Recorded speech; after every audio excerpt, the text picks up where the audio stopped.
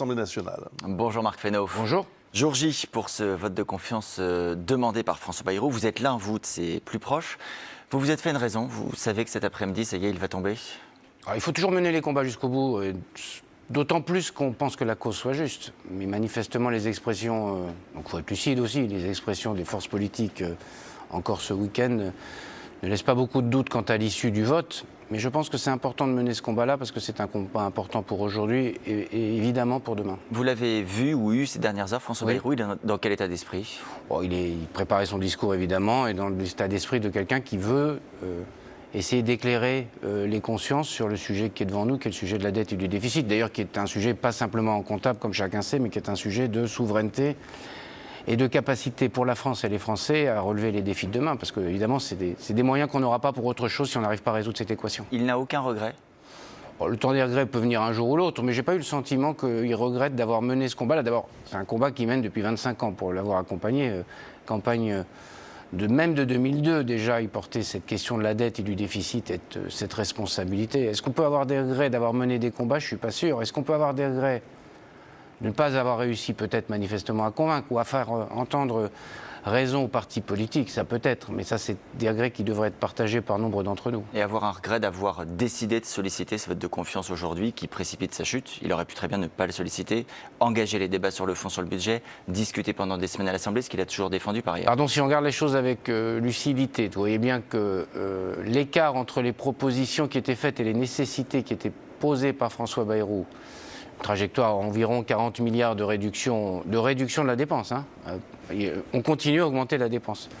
Et les propositions des socialistes, qui ne sont même pas de 20 milliards d'économies, en fait c'est plutôt 5-10 milliards d'économies, il y a un gap suffisamment grand pour avoir le sentiment en tout cas que nous faisions semblant, qu'on est dans les faux semblants. C'était inéluctable. Mais oui, et je trouve que tout temps perdu dans ce registre est un temps qui n'est pas bon. Il me semble qu'il y avait quelque chose d'un faux semblant dans cette affaire-là, qui était de faire croire qu'on était prêt à discuter pour les socialistes sur une base qui était pas vraiment acceptable, pas seulement pour nous, pour la trajectoire dont nous avons besoin. Mais ça veut dire que cet après-midi, à 15h, quand François Bayrou veut s'exprimer, il n'y aura pas de nouvelles concessions, il n'y aura pas de tentative. Non, là, il y aura quelque chose.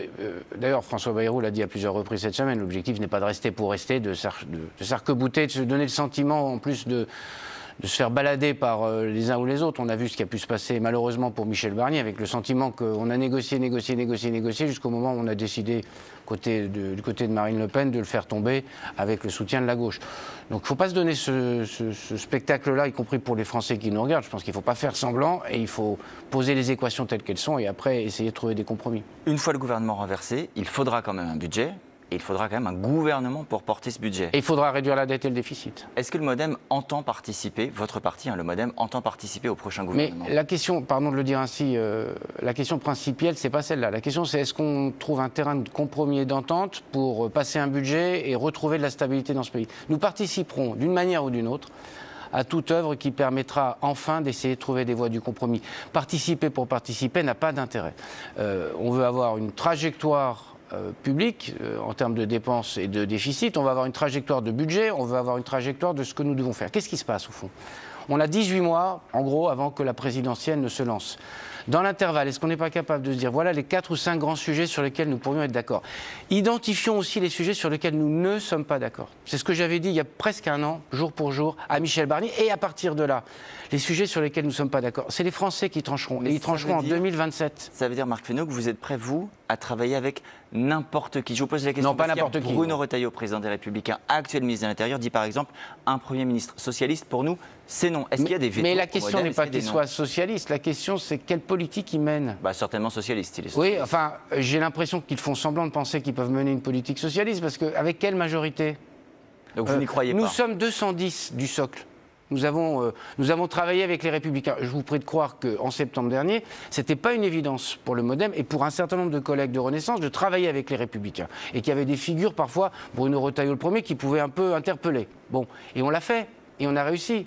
Donc on a fait des pas les uns vers les autres. C'est la même question qui se pose côté gauche. Mais ceux qui pensent et qui imaginent qu'avec 140 voix, c'est les socialistes qui disent ça, ils peuvent avoir plus de stabilité qu'avec 210, il y a quelque chose là aussi du faux semblant. Donc la question qui va se poser, c'est de regarder si ce socle, ce bloc qui s'est constitué, et y compris dans la difficulté, reconnaissons-le, est-ce qu'il est capable de travailler avec d'autres? Parce que personne ne peut mener une politique socialiste, personne ne peut mener une politique de droite et personne ne peut mener la politique que nous menions de 2017 à 2022, parce qu'il n'y a pas de majorité. Donc ne faisons pas semblant de croire qu'il y a une majorité. Et donc c'est pour ça que je vous réponds, un socialiste, il ne pourra pas mener une politique socialiste. Un homme de droite, il ne pourra pas mener seulement une politique de droite. Marc Fesneau, c'est ça la vérité. Pour avoir bien compris, vous dites c'est le socle actuel qui devra continuer à gouverner, c'est-à-dire le bloc central et les Républicains, ou vous souhaitez que demain ce bloc soit élargi, notamment au socialistes? L'idéal, si nous étions au-delà des postures, des faux semblants, des échéances et municipales, et présidentielle et législative. L'idéal, ce serait que ce soit ça. Et le probable? Le probable n'est pas certain, mais j'ai sous les yeux plutôt depuis 1 an, pour ne pas dire depuis 3 ans, le sentiment un peu désespérant, alors pas que moi, je pense les Français, c'est l'idée de regarder à courte vue et de ne pas se poser la question de ce que c'est que l'intérêt des Français. L'intérêt des Français, c'est de la stabilité, quelques perspectives notamment budgétaires, et après, il y aura une présidentielle que tout le monde se tranquillise. Est-ce que vous espérez que le président de la République s'exprime le plus vite possible? C'est lui qui décidera, mais je pense que le plus vite on arrive à trouver une équation, mais peut-être il y a la question aussi d'essayer de prendre le temps d'expliciter ce que je viens de dire. Mais il n'y a pas besoin de 3 semaines. Mais il faut arrêter les faux semblants. À 210, on a du mal. Dit et redit, Marc Fesneau. Non, à 210, on a du mal. C'est lui qui a la main, de toute façon. Oui, c'est lui qui a la main. Mais je pense qu'il puisse clarifier. Je me permets de vous poser la question parce que, souvenez-vous, les dernières fois, ça a pu être très long. Oui, mais c'est pour ça que l'idée de dire... D'abord, j'adore les fuites, vous savez, qui disent « il va aller très vite, il va aller très vite ». Généralement, c'est la meilleure façon que ça n'aille pas très vite. Le mieux dans cette phase-là, d'incertitude, l'idéal, mais c'est le président de la République qui en tranchera compte tenu des circonstances, c'est d'aller vite. Mais il ne faut pas confondre vitesse et précipitation. Ce n'est pas la peine de jeter en pâture un nom sans qu'on ait la moindre idée de la façon dont on va le construire. Et donc nous, on est plutôt avec cette philosophie-là. Il faut aller vite, autant que faire se peut, mais il faut être aussi au clair sur les intentions qu'on aura les uns et les autres. Et pour François Bayrou, à partir de demain, qu'est-ce qui commence? Il commence, se poursuit le combat qu'il mène depuis 25 ans dans la vie politique française sur un certain nombre de sujets. Donc, le combat politique, c'est pas juste je suis Premier ministre, ou je suis parlementaire, ou je suis... je suis candidat à la présidentielle. Non, c'est pas ça qu'il a dans la tête. Et ceux qui, moi, pour avoir beaucoup discuté avec lui, je prétends pouvoir dire ce que je vais dire.